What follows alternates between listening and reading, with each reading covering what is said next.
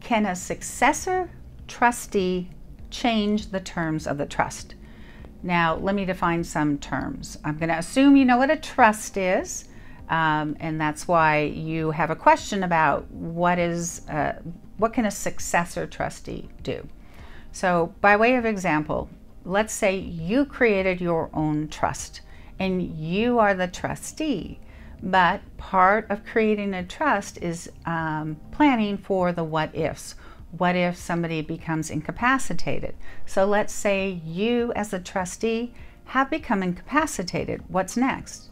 Then the successor or the next trustee steps up and carries out the job of being the trustee, of administering the trust, of making sure that the beneficiary receives distributions, etc.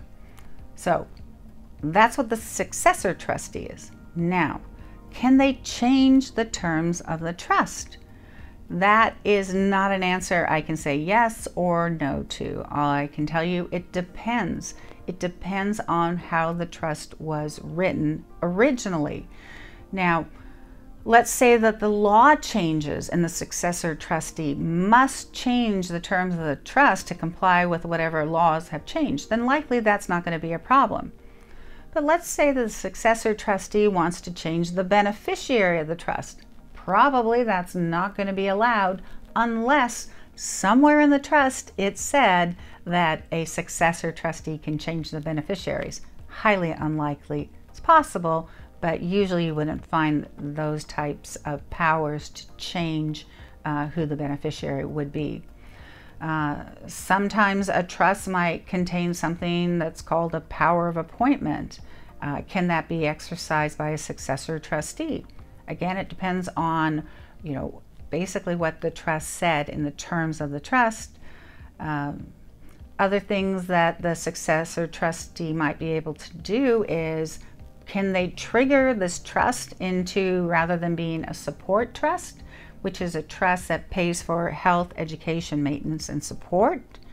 Can they trigger and change that trust to being a discretionary or supplemental needs trust? Supplemental needs trust is one of those types of trusts where the beneficiary cannot demand distributions, and it's done to try to achieve eligibility for government benefits purposes. Oftentimes, trusts will allow that trigger from a support trust to a discretionary trust. So I'm just giving you some examples of how the successor trustee might be able to change the trust, but really what we're coming back to is the changes are changes that were probably contemplated by the trust terms itself and not by the successor trustee just kind of going off the rails and creating their own new set of rules and beneficiaries, etc. So every trust is different. Talk to the attorney that drafted the trust to see what the successor trustee can do, and make sure that you understand that if you're creating a trust, you're working with a lawyer. One of the reasons you're doing that probably so that your wishes are carried out. Likely you are not going to want to grant authorities to the trustee to do anything that you yourself didn't give specific authority for that successor trustee to do.